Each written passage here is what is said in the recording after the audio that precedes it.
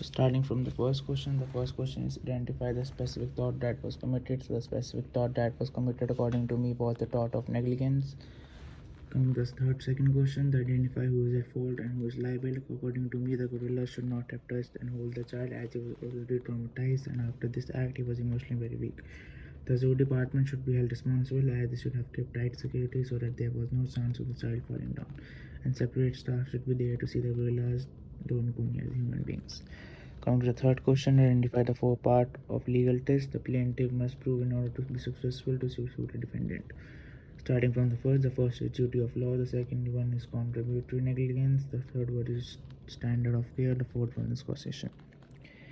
Coming to the fourth question, in your own words, apply the four part of legal test. So the four legal tests as explained in the previous question, starting from the duty of law, the duty of care. The duty of care is the responsibility or to avoid carelessness that causes harm to others. So the responsibility of the zoo was to take care of its customers and see that they have proper security and they don't fall anywhere. But the child fell down, and as a result, the gorillas picked him up, which emotionally traumatized him.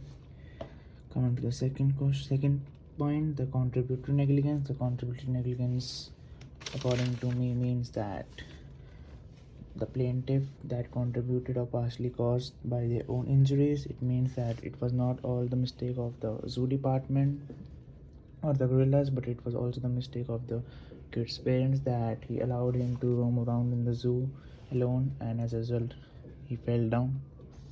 So the third point is standard of care. The standard of care means that it is a degree of care that a person must take to prevent harm to others.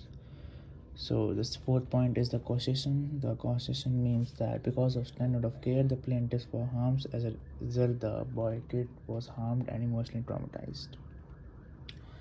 Now coming to the fifth question, explain how the defendant failed to meet their standard of care.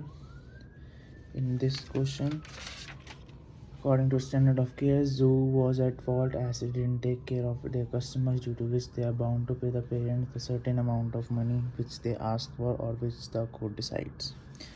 Coming to the sixth question, applying the legal text, explain why you think who will win the lawsuit and why.